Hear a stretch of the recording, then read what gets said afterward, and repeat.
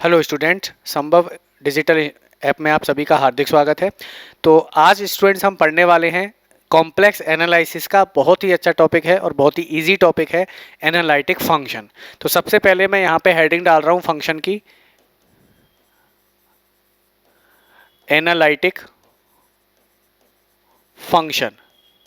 तो देखिए students, analytic function क्या होता है, कैसे इसका वर्क करता है, कैसे इसको फाइंड आउट करते हैं, उससे पहले थोड़ा सा मैं इसका ओरिजिन पे बात करूंगा। यानी सबसे पहले हम बात करेंगे कॉम्प्लेक्स वैल्यूड फंक्शन की, कि अगर हम फंक्शन की तो बात कर रहे हैं, लेकिन एनालिटिक फंक्शन जो निकलता है वो ऑलवेज कॉम्प्लेक्स वैल्यूड फंक्शन का निकलता है। यानी अब तक हमने जो पढ़ा, हमने रियल वैल्यूड फंक्शन पढ़े थे। रियल वैल्यूड फंक्शन वो होते थे जहां पे आपके पास जो वेरिएबल होता था या जो फंक्शन आपको वैल्यू क्या देता है, ऑलवेज रियल वैल्यू देता है, उसको हम क्या बोलते हैं, रियल वैल्यूड फंक्शन बोलते हैं।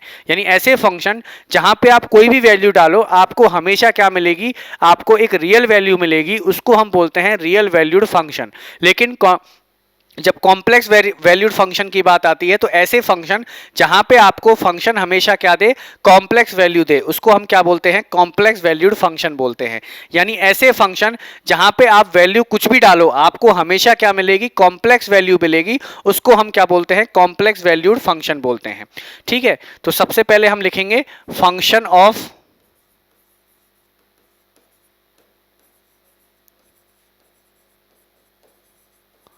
Complex value, function of complex value. यानी इसका मतलब ये होता है कि अगर आप कोई भी फंक्शन है, इसको डिनोट किससे करते हैं, f Z equal to Z square. z क्या होता है यहाँ पे, z equal to x plus iota y होता है। z क्या होता है, x प्लस आयोटा वाई। यानी ऐसे फंक्शन जो हमेशा आपको क्या दे, एक कॉम्प्लेक्स वैल्यू दे, उसको हम क्या बोलते हैं, कॉम्प्लेक्स वैल्यूड फंक्शन बोलते हैं। जैसे एग्जांपल है यहाँ पे f Z equal to Z square. अब यहाँ पे पता है आपको z क्या है, कॉम्प्लेक्स वैल्यू होती है, और जेड स्क्वायर भी क्या होगी, कॉम्प्लेक्स वैल्यू होगी। तो ये फंक्शन क्या होगा आपके पास, कॉम्प्लेक्स वैल्यूड फंक्शन। इसी तरह अगर और मैं एग्जांपल लूं तो sine z equal to, sorry f Z equal to sine z. अब यहाँ पे देखिए ये फंक्शन क्या है आपके पास, कॉम्प्लेक्स का है, यानी अंदर क्या है, जेड है, और बाहर क्या है, साइन जेड। तो ये भी आपके पास क्या है, एक कॉम्प्लेक्स वैल्यूड फंक्शन है। तो इसको बोलते हैं हम कॉम्प्लेक्स वैल्यूड फंक्शन। यानी ऐसे फंक्शन जो ऑलवेज आपको क्या दे, कॉम्प्लेक्स वैल्यू दे, that function is called complex valued function. उसके बाद हमारे पास आते हैं, अब कॉम्प्लेक्स वैल्यूड फंक्शन में भी दो तरीके के फंक्शन होते हैं। कौन कौन से होते हैं, एक तो होता है सिंगल वैल्यूड कॉम्प्लेक्स फंक्शन, और एक होता है हमारे पास मल्टी वैल्यूड फंक्शन। तो सबसे पहले आता है हमारे पास single valued function, single value function. तो सिंगल वैल्यूड फंक्शन की बात करें तो सिंगल वैल्यूड फंक्शन ये कहता है कि अगर आपके पास कोई भी कॉम्प्लेक्स वैल्यू फंक्शन है, कोई भी फंक्शन है, चाहे वो कॉम्प्लेक्स वैल्यू हो चाहे वो रियल वैल्यू हो, अगर आप उसमें वेरिएबल चेंज करते जा रहे हो, वेरिएबल चेंज मतलब आप अगर उस फंक्शन में कुछ भी वैल्यू डाल रहे हो, आपको फंक्शन की वैल्यू सेम ही मिल रही है, तो उसको हम क्या बोलेंगे, कॉम्प्लेक्स वैल्यूड, या उसको क्या बोलेंगे, सिंगल वैल्यूड फंक्शन। यानी अगर आपके पास कोई फंक्शन है एफ जेड, सपोज करो आपके पास कोई फंक्शन दे रखा है एफ जेड दे रखा है, और आप यहां पे एफ जेड की जो वैल्यू आ रही है, सपोज करो जेड आ रही है, सपोज करो कोई फंक्शन आपको दे रखा है f Z equal to Z.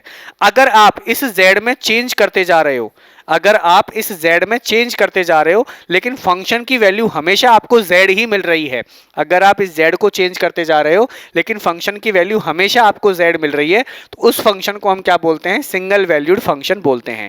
यानी इसका मतलब ये हुआ कि आप किसी फंक्शन में पॉइंट्स की वैल्यू चेंज करते जाओ, आप किसी फंक्शन में पॉइंट की वैल्यू चेंज करते जाओ, आपको फंक्शन की वैल्यू कभी चेंज नहीं मिलेगी। यानी आप कुछ भी वैल्यू डालो फंक्शन की वैल्यू सेम मिलेगी, उसको हम क्या बोलते हैं, सिंगल वैल्यूड फंक्शन। जैसे इसके नाम में है सिंगल, यानी ऐसे सिंगल वैल्यू फंक्शन, यानी ऐसे फंक्शन जो हमेशा आपको सिंगल वैल्यू दें, हमेशा क्या दें, आपको सिंगल वैल्यू दें, उस फंक्शन को हम क्या बोलते हैं, सिंगल वैल्यूड फंक्शन बोलते हैं। जस्ट इसके अपोजिट आता है multi valued function, multi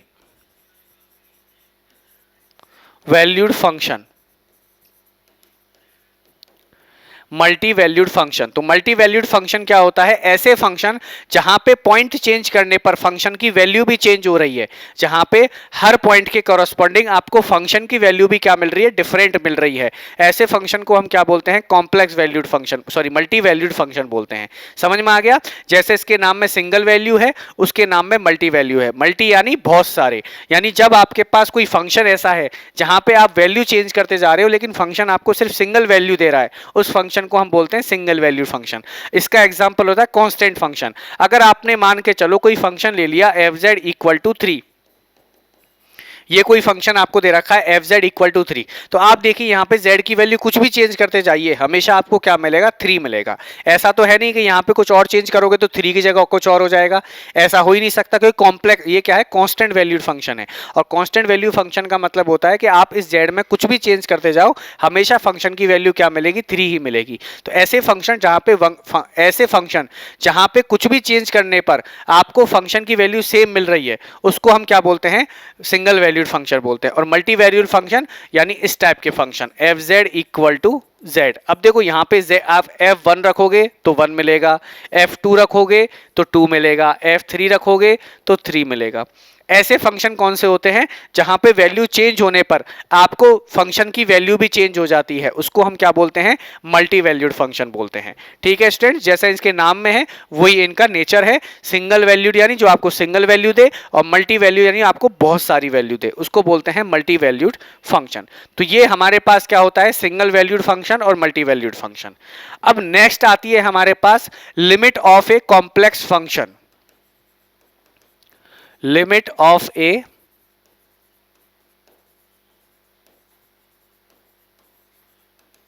complex function।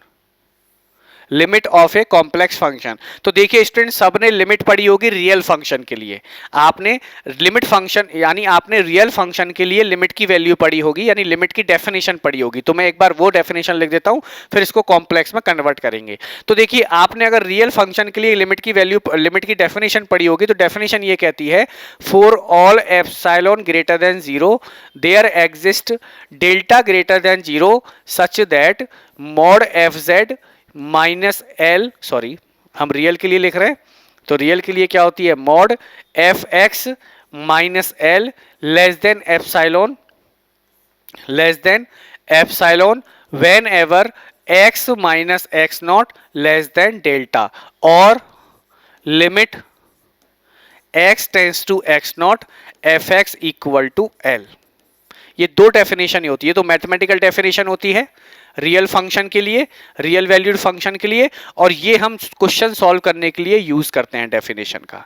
अब इसी को कन्वर्ट किस में करते हैं? हम कॉम्प्लेक्स वैल्यू में। तो कॉम्प्लेक्स वैल्यूड फंक्शन में क्या होता है? लिमिट की definition, for all epsilon greater than 0 there exist delta greater than 0 such that mod fz minus L less than epsilon implies mod z minus z naught less than delta, और यहां पे क्या होती है? Limit z tends to z naught f Z equal to L. तो ये limit किसकी definition होती है? लिमिट की। यानी लिमिट की डेफिनेशन ये होती है कि अगर आपको कोई कॉम्प्लेक्स वैल्यूड फंक्शन दे रखा है, ये तो मैथमेटिकल डेफिनेशन है, और ये क्वेश्चन सॉल्व करने वाली डेफिनेशन है कि जब हमें क्वेश्चन सॉल्व करना होता है तो हम ये वाली यूज करते हैं फॉर्मूला, और जब हमें प्रूफ करना होता है तो हम ये वाली लैंग्वेज यूज करते हैं, ये वाली डेफिनेशन यूज करते हैं। ये क्या कह रहा है कि सपोज करो आपको कोई फंक्शन दे रखा है z², और आपसे पूछा जाए कि आपको वैल्यू निकालनी है limit z tends to 2 fz की। आपको पूछा जाए कि आपको लिमिट निकालनी है z टेंस टू 2 पे fz की, तो लिमिट क्या निकलेगी? आप z की जगह क्या रख दोगे? 2 रख दोगे, 2 स्क्वायर हो जाएगा तो 4 हो जाएगा। यानी आपके पास z टेंस टू 2 पे इस फंक्शन की लिमिट क्या हो गई? 4 हो गई। z टेंस टू 2 पे इस फंक्शन की लिमिट क्या हो गई? 4 हो गई। तो इस तरीके से हम लिमिट के कॉन्सेप्ट को यूज करते हैं। ये हम पढ़ते हुए आए हैं, तो इसमें ज्यादा हम डिटेल में बात नहीं करेंगे। लिमिट निकालना सबको आता है, किस तरीके से लिमिट निकालते हैं और किस तरीके से लिमिट को प्रूफ करते हैं। एक क्वेश्चन में यहाँ पे क्या करवा रहा हूं? प्रूफ का करवा रहा हूं कि प्रूफ किस तरीके से किया जाता है। कि अगर आपको मान के चलो, आपको क्वेश्चन आ जाए कि आपको कोई एक कॉम्प्लेक्स वैल्यूड फंक्शन दे दे और आपसे कहा जाए कि प्रूफ कीजिए कि इस फंक्शन के लिए लिमिट ये है। एक क्वेश्चन से देखिए, इस क्वेश्चन से आपको समझ में आएगा। पेपर में कई बार इस तरह के क्वेश्चन पूछ लिए जाते हैं। क्वेश्चन है if f Z equal to Z square prove that limit z tends to z naught f Z equal to z not square.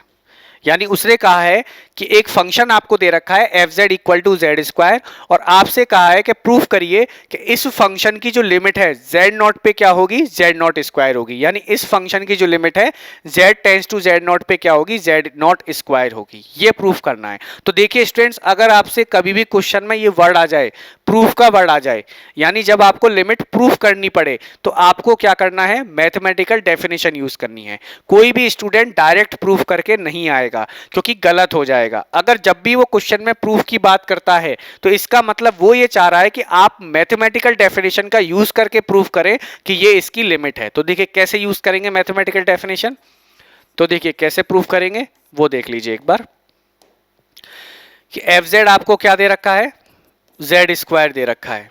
F Z क्या दे रखा है, जेड स्क्वायर दे रखा है। तो लिमिट की डेफिनेशन क्या होती है, why the definition of limit, why the definition of limit क्या होती है, for all epsilon greater than zero there exist delta greater than zero such that mod f z minus L less than epsilon whenever mod Z minus Z naught less than delta. अब देखिए proof करने की जब बात आती है तो मुझे क्या करना है, मुझे इस वाली चीज को लेस देन एप्सिलॉन दिखाना है। अगर मैं इस वाली चीज को लेस देन एप्सिलॉन दिखा दूं तो मेरा काम हो जाएगा। तो देखिए कैसे दिखाएंगे, डेफिनेशन का यूज करेंगे। तो for all epsilon greater than zero there exist delta greater than zero such that mod f z की वैल्यू कितनी दे रखी है, जेड स्क्वायर माइनस लिमिट की वैल्यू कितनी दे रखी है, ये लिमिट होती है आपके पास, लिमिट की वैल्यू कितनी दे रखी है, जेड नॉट स्क्वायर। ये मुझे क्या शो करना है, लेस देन एप्सिलॉन शो करना है।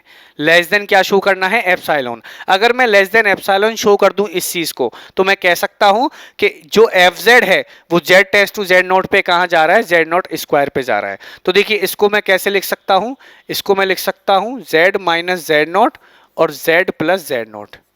आपको पता है ए स्क्वायर माइनस बी स्क्वायर क्या होता है, ए प्लस बी ए माइनस बी, ऐसे लिख सकते हैं। बाय द डेफिनेशन हमें पता है mod Z minus Z not क्या है, लेस देन डेल्टा।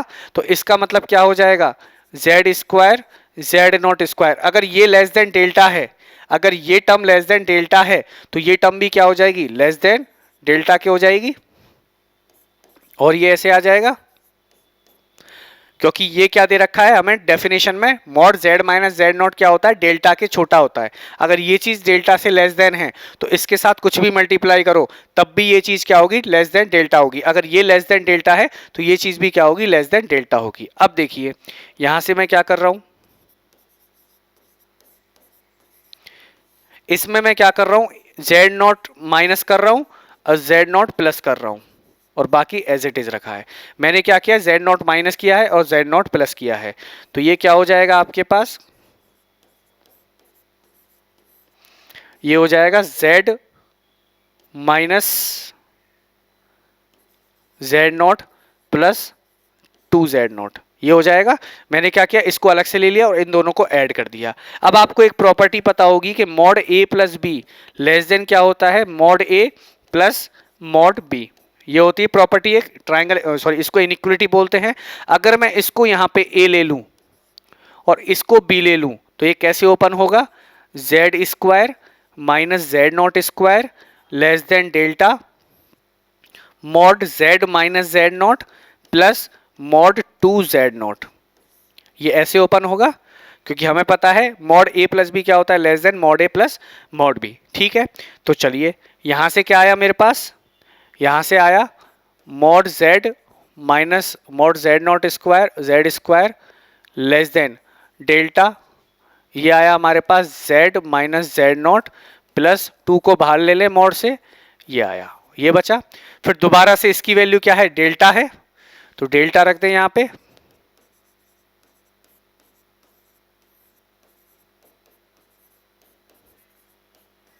ये हो जाएगा, डेल्टा का मल्टीप्लाई कर दूं मैं यहां पे,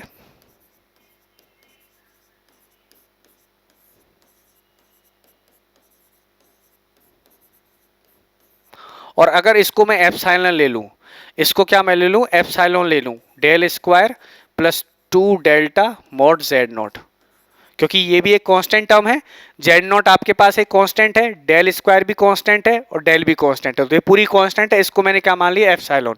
तो यहां से मैं क्या लिख सकता हूं, Z square minus Z not square less than epsilon when Z minus Z naught less than delta. और यही प्रूफ करना था मुझे। मैंने कहा था कि अगर मैं mod f z minus Z not को, यानी mod Z square minus Z not square को अगर लेस देन एप्सिलॉन दिखा दूं तो मेरा काम हो जाएगा। वही चीज मैंने दिखा दी कि ये चीज क्या है, एप्सिलॉन से छोटी है, इसलिए मैं कह सकता हूं कि जो आपके पास, इसलिए hence limit z tends to z naught f Z equal to z not square, ये हम कह सकते हैं। इससे इजी था। बस हमेशा ध्यान रखिएगा जब प्रूफ की बात करें, यानी आपको अगर कोई लिमिट प्रूफ करवाए तो आपको हमेशा याद रखना है, आपको डेफिनेशन यूज करनी है लिमिट की। और अगर आपको कहीं भी क्वेश्चन में प्रूफ वाला वर्ड नहीं लिखा आ रहा है तो आप डायरेक्ट फॉर्मूले से उसकी लिमिट निकाल सकते हो। ठीक है स्टूडेंट्स, चलिए अब आती है नेक्स्ट हमारे पास कंटिन्यूटी। क्या आती है हमारे पास, continuity.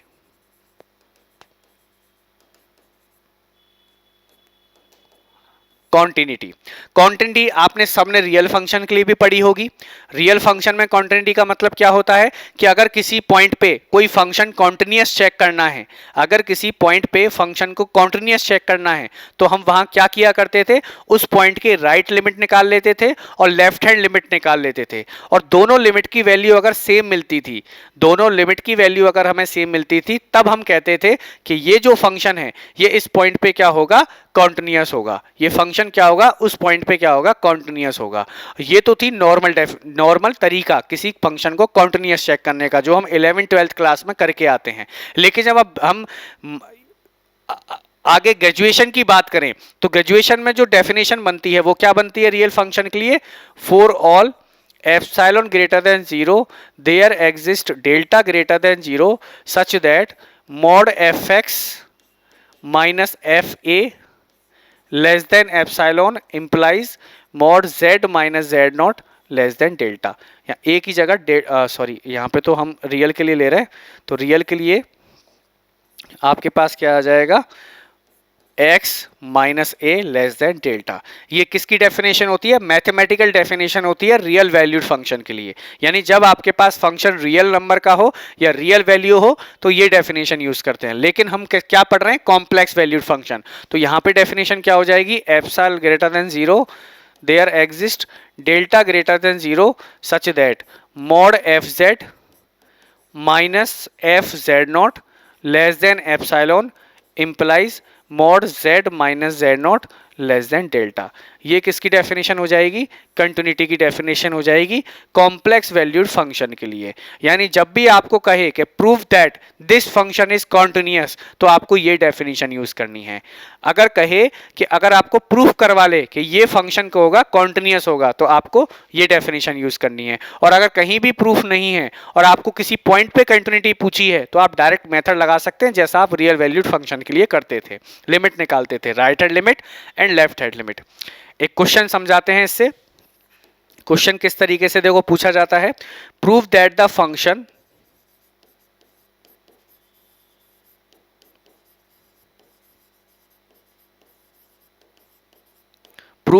Function F Z equal to Z square Z not equal to I और 0, ये कोई फंक्शन दे रखा है और आपसे पूछा गया है कि बताइए ये फंक्शन कॉन्टिन्यूअस होगा कि नहीं होगा। आपको क्या फंक्शन दिया हुआ है, फंक्शन इस तरीके से डिफाइन किया हुआ है कि z की वैल्यू जब i नहीं है तो फंक्शन क्या है, z स्क्वायर है, और जब z की वैल्यू i है तो फंक्शन की वैल्यू कितनी है, 0 है। तो बेसिकली हमें किस पॉइंट पे चेक करना है, हमें i पे चेक करना है, जहां पे आपके पास वेरिएशन होता है उस पॉइंट पे चेक करना होता है। तो यहाँ पे क्या आ रहा है, i पे चेक करना है। तो देखिए कैसे चेक करते हैं, डायरेक्ट करके मैं बता रहा हूं, जब भी आपको डायरेक्ट चेक करना हो तो आप उस पॉइंट पे लिमिट निकाल के देख लो, आप उस पॉइंट पे फंक्शन की लिमिट निकाल के देख लो। अगर फंक्शन की लिमिट उस पॉइंट के फंक्शन उस पॉइंट की वैल्यू के बराबर आ गई तो हम कहेंगे कि फंक्शन कॉन्टिन्यूअस है, अदरवाइज नहीं है। जैसे फंक्शन क्या दे रखा है आपको, जेड स्क्वायर, लिमिट हम निकाल लें किस पॉइंट पे, जेड टेंड टू आई पे चेक करना है, तो एफ जेड क्या बन जाएगा आपके पास, आयोटा का होल स्क्वायर, और इसकी वैल्यू कितनी होती है -1। लेकिन हमें एफ आई की वैल्यू कितनी दे रखी है, एफ आई की वैल्यू दे रखी है 0। हमने देखा कि लिमिट तो उसकी आ रही है -1 और उस पॉइंट पे फंक्शन की वैल्यू कितनी दे रखी है 0, तो हम कह सकते हैं -1 not equal to f i. हम कह सकते हैं -1 not equal to f i, क्योंकि लिमिट क्या आई हमारे पास उस पॉइंट पे -1, लेकिन उस पॉइंट पे फंक्शन की वैल्यू कितनी दे रखी है 0, और हमें पता है कि अगर लिमिट की वैल्यू फंक्शन की वैल्यू के बराबर नहीं हुई तो कभी भी कॉन्टिन्यूअस नहीं होता है। तो यहां से कह सकते हैं हम, hence this function, this complex valued function, complex valued function F Z is not continuous at z equal to I। कह सकते हैं क्योंकि हमें पता है कि इस फंक्शन की जो लिमिट की वैल्यू है वो उस पॉइंट पे फंक्शन की वैल्यू के इक्वल नहीं आई है, इसलिए हम कह सकते हैं कि ये फंक्शन कभी भी क्या नहीं होगा, कॉन्टिन्यूअस नहीं होगा। ये फंक्शन कभी भी क्या नहीं होगा, कॉन्टिन्यूअस नहीं होगा। ठीक है स्टूडेंट्स, चलिए अब आगे बात करते हैं। ये हो गई लिमिट, हो गई कॉन्टिन्यूटी, हो गई। अब आगे बात करते हैं हम डिफरेंशिएबिलिटी की।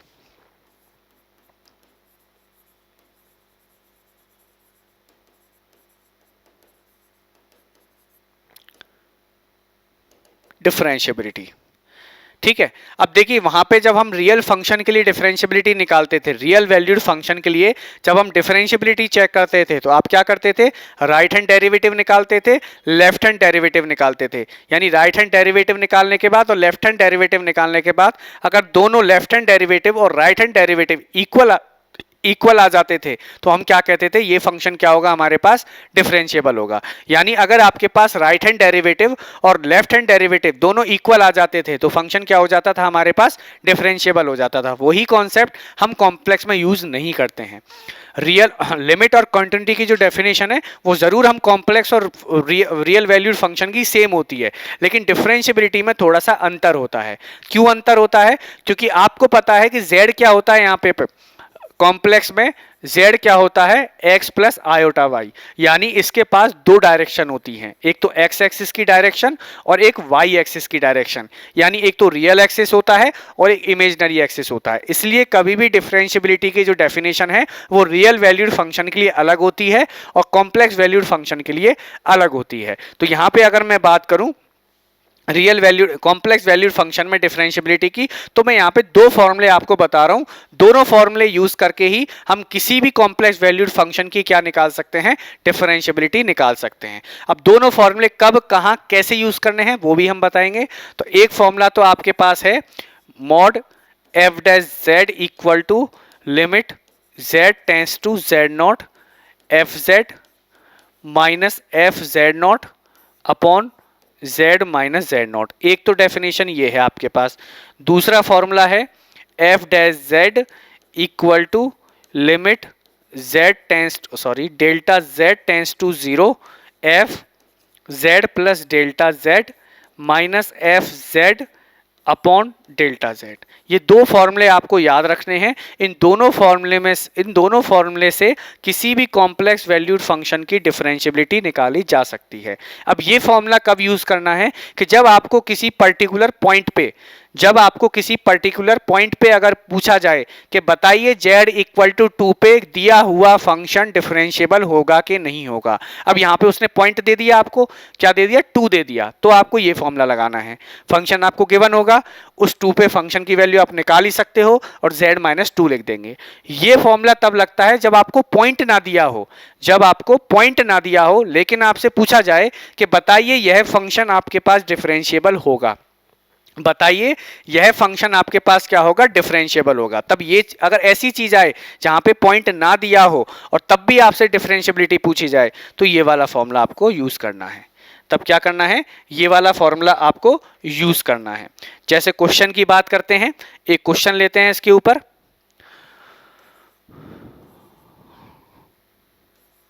क्वेश्चन क्या दे रखा है, prove that the function prove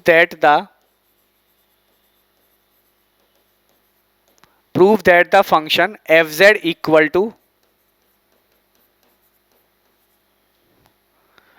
mod z square is continuous everywhere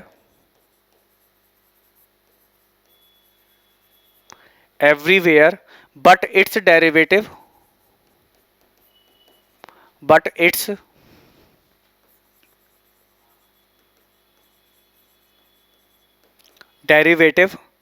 exists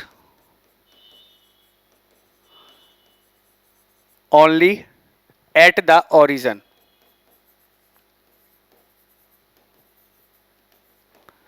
origin का मतलब होता है जहां पे x और y दोनों जीरो हों। जब आपको पता है x और y दोनों जीरो होंगे तो z ऑटोमेटिकली जीरो हो जाएगा, यानी जब z की वैल्यू जीरो होगी उसको हम ओरिजिन बोलते हैं। तो सबसे पहले क्वेश्चन समझते हैं, क्वेश्चन क्या कहना चाह रहा है।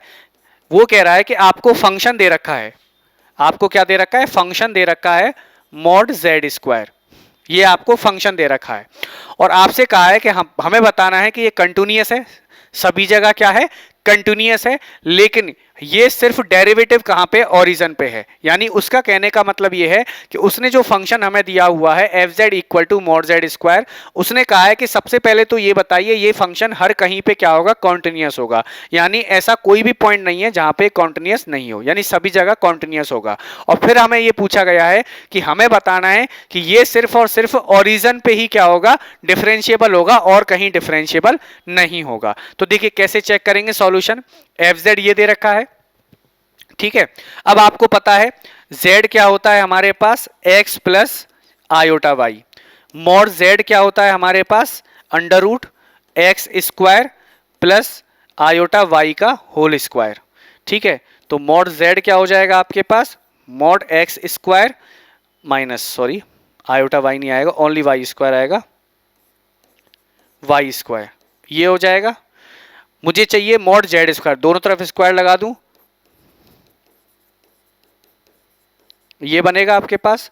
तो मॉड z स्क्वायर की वैल्यू में क्या लिख सकता हूं, यहां पे x square plus y square.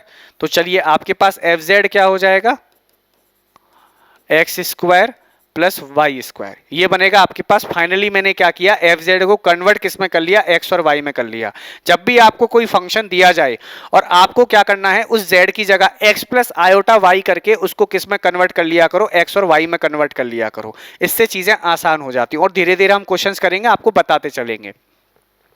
तो मेरे पास फंक्शन ये आया, तो सबसे पहली चीज मुझे क्या बतानी थी कि ये कंटिन्यूअस है एवरीवेयर। तो आप खुद देखिए x square plus y square, x square कौन सा फंक्शन है, पॉलिनोमियल फंक्शन, वाई स्क्वायर क्या है, पॉलिनोमियल फंक्शन। और आपको पता है एक्स स्क्वायर क्या होता है, कॉन्टिन्यूअस होता है, वाई स्क्वायर भी क्या होता है, कॉन्टिन्यूअस होता है। और दो कॉन्टिन्यूअस फंक्शन का अगर आप समेशन करोगे वो भी क्या होता है, कॉन्टिन्यूअस फंक्शन होता है। तो हम यहां से कह सकते हैं here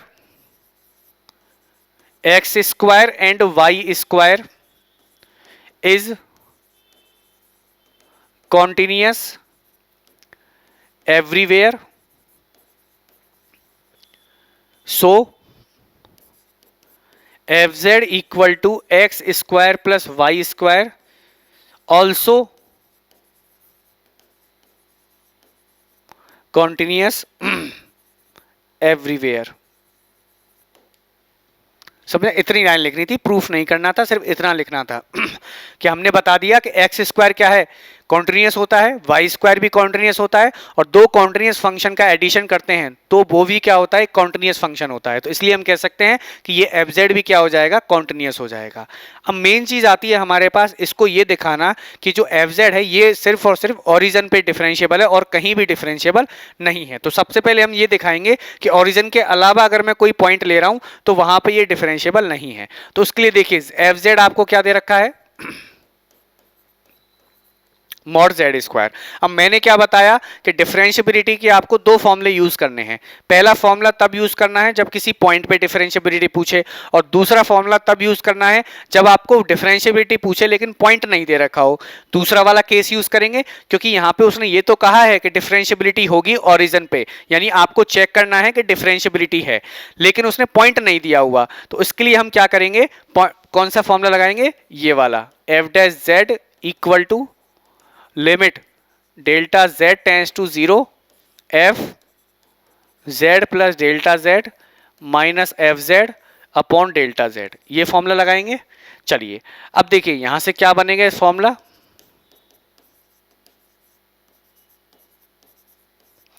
F z plus delta z, तो क्या बनेगा z प्लस डेल्टा z का मॉड का होल स्क्वायर, और यहां पे बनेगा एफ जेड यानी मॉड z का होल स्क्वायर और डेल्टा z। अब देखिए हमारे पास एक प्रॉपर्टी होती है कॉम्प्लेक्स एनालिसिस में कि मॉड जेड स्क्वायर क्या होता है, जेड जेड बार होता है। मॉड जेड स्क्वायर क्या होता है, जेड जेड बार। तो इसकी जगह मैं ये लिखूंगा, तो f dash Z equal to limit delta Z tends to 0, ये हो जाएगा z plus delta z, z plus delta z का बार, क्योंकि जेड जेड बार होता है। इसी तरह इसको लिखूंगा तो Z Z bar upon delta Z, ये आ गया।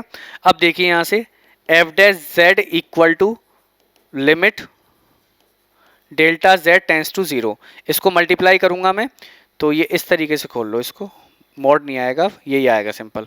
तो हमें क्या करना है, जेड का मल्टीप्लाई करूंगा तो ये हो जाएगा इस तरीके से, Z bar plus delta Z bar, दोनों पे बार अलग अलग हो जाएगा, minus Z Z bar upon delta Z, ये आ जाएगा। अब देखिए कैसे सॉल्व करेंगे इसको, F dash Z equal to multiply कर लें इन दोनों का, limit delta Z tends to 0, दोनों का मल्टीप्लाई करेंगे तो Z Z bar plus Z plus sorry del delta Z bar, इसका और इसका मल्टीप्लाई करा। अब इसका और इसका मल्टीप्लाई करेंगे तो डेल्टा जेड जेड बार, इसका और इसका मल्टीप्लाई करेंगे तो प्लस डेल्टा जेड बार, और माइनस में क्या चल रहा है, Z Z bar upon delta z. तो इससे ये कैंसिल हो जाएगा, आपके पास क्या बचा, f dash Z equal to limit delta Z tends to 0, z delta Z bar plus delta Z bar plus delta Z bar upon delta Z. अब डेल्टा जेड का डिवाइड कर दूं सब में अलग अलग,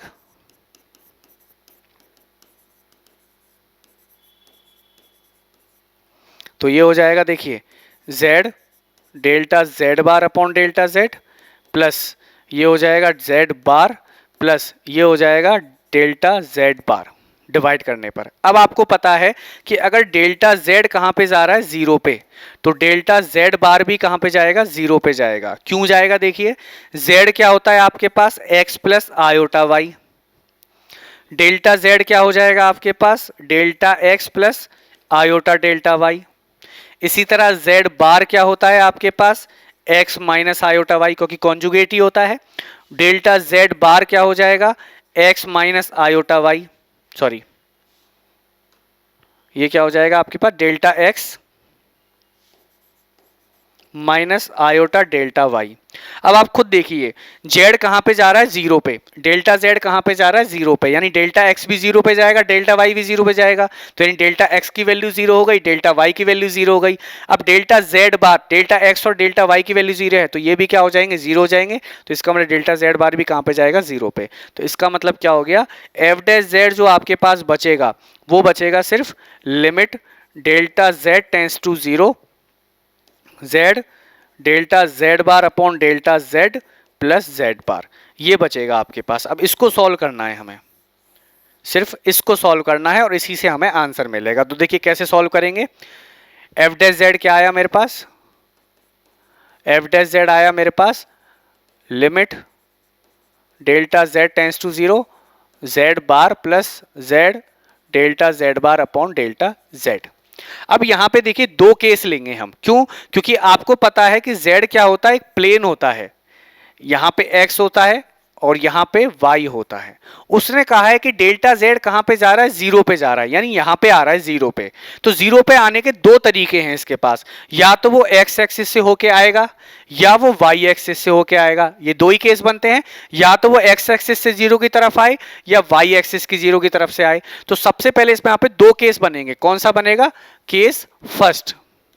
केस फर्स्ट क्या बनेगा, इफ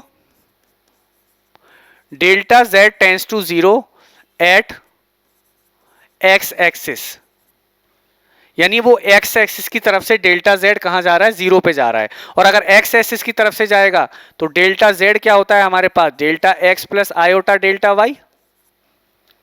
तो अगर x एक्सिस है तो डेल्टा y क्या हो जाएगा, जीरो। तो यहां से डेल्टा z क्या हो जाएगा, डेल्टा x। यहां पे वैल्यू पुट करो तो f dash z equal to limit, अब डेल्टा z की जगह क्या आ जाएगा, डेल्टा x, क्योंकि हम किसकी तरफ से आ रहे हैं, अब x की तरफ से आ रहे हैं।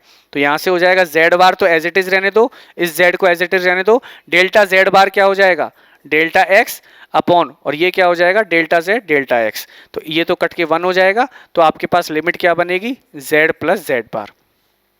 जब आप x एक्सिस की तरफ से आए तो आपके पास लिमिट की वैल्यू क्या आई, z प्लस जेड बार। अब दूसरा केस क्या लेंगे हम, जब y एक्सिस की तरफ से आ रहा है, वो क्या आ रहा है, y एक्सिस की तरफ से।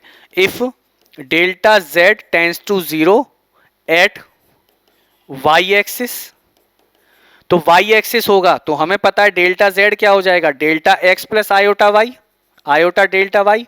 और हमें पता है y एक्सिस की तरफ से आ रहा है तो डेल्टा x y एक्सिस पे क्या होता है, जीरो। तो यहां से डेल्टा z की वैल्यू क्या हो जाएगी, आयोटा डेल्टा y।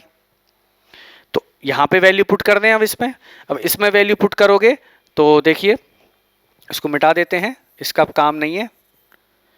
इसकी वैल्यू पुट करोगे तो क्या हो जाएगा, देखिए limit delta y iota delta y tends to zero. अब डेल्टा z की जगह क्या आ जाएगा, iota delta y, z bar as it is और ये z एज इट इज, ठीक है। और आपके पास क्या आ जाएगा, ये देखिए डेल्टा z बार कितना हो जाएगा, डेल्टा z बार हो जाएगा माइनस आयोटा डेल्टा y। क्यों होगा, क्योंकि देखिए आपके पास डेल्टा z क्या होता है, सॉरी अभी बताया था मैंने आपको कि क्यों होगा। देखिए z क्या होता है, x प्लस आयोटा y। तो इसका डेल्टा z क्या निकला, delta x plus iota delta y। z bar क्या होता है, x माइनस आयोटा y, और इसका डेल्टा z बार क्या निकलेगा, delta x minus iota delta y। तो यहाँ पे अगर डेल्टा x जीरो हो जाएगा तो डेल्टा z बार क्या मिलेगा, minus iota delta y upon del z कितना है, आयोटा डेल्टा y। इससे ये कैंसिल हो जाएगा तो आपके पास लिमिट क्या मिली, माइनस लिमिट जो मिलेगी, यानी लिमिट क्यों मिलेगी आपको, f डैश z क्या मिलेगी आपके पास, z बार माइनस z, ये लिमिट मिलेगी। अब आप देखो एक बार तो लिमिट मिल रही है आपको, एक बार तो लिमिट मिल रही है z प्लस जेड बार, और एक बार लिमिट मिल रही है z माइनस जेड। दोनों नॉट इक्वल हैं, दोनों क्या है, नॉट इक्वल है, यानी इक्वल नहीं है। दोनों इक्वल नहीं है तो इसका मतलब फंक्शन डेरिवेटिव नहीं होगा, क्योंकि हमें पता है डिफरेंशियबिलिटी के लिए लिमिट क्या आनी चाहिए, सेम आनी चाहिए। डिफरेंशियबिलिटी के लिए लिमिट क्या आनी चाहिए, सेम आनी चाहिए। लेकिन हमने देखा कि यहाँ पे दोनों ही लिमिट क्या आ रही हैं, डिफरेंट आ रही हैं। तो इसका मतलब ये फंक्शन हर कहीं पे क्या नहीं होगा, डिफरेंशियबल नहीं होगा ये फंक्शन। तो ऐसे लिख सकते हैं, here limit are not same, that's why the function fz is not differentiable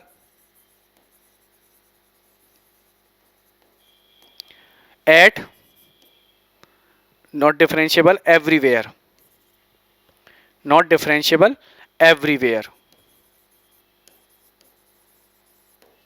क्यों नहीं होगा, क्योंकि हमने देख लिया कि हमारे पास दोनों ही लिमिट क्या आ रही हैं, डिफरेंट आ रही हैं, इसलिए हर कहीं तो ये क्या नहीं होगा, डिफरेंशियबल नहीं होगा। लेकिन उसने कहा था हमें ये भी दिखाना था कि ओरिजिन पे डिफरेंशियबल होगा। तो ओरिजिन का मतलब क्या हो गया, z equal to zero. Origin का मतलब क्या हो गया, z equal to zero at origin. अगर z इक्वल टू जीरो है तो z बार भी क्या होगा, जीरो होगा। जेड बार भी क्या होगा, जीरो होगा। रखो फंक्शन में वैल्यू, यहाँ पे एफ डैश जेड, जेड की जगह जीरो रखोगे तो यहाँ से लिमिट क्या मिलेगी आपको, जीरो प्लस जीरो यानी जीरो, और यहाँ से क्या मिलेगा, जीरो माइनस जीरो यानी जीरो। दोनों लिमिट सेम आ गई। ओरिजन पे दोनों लिमिट सेम आ गई, इसकी भी जीरो आ गई, उसकी भी जीरो आ गई। तो इसका मतलब क्या हुआ हमारे पास कि ये जो फंक्शन है ये हर कहीं डिफरेंशिएबल नहीं होगा, सिर्फ और सिर्फ कहां पे डिफरेंशिएबल होगा, ओरिजन पे डिफरेंशिएबल होगा। तो इसको कह सकते हैं कि f dash zero equal to zero, hence f z is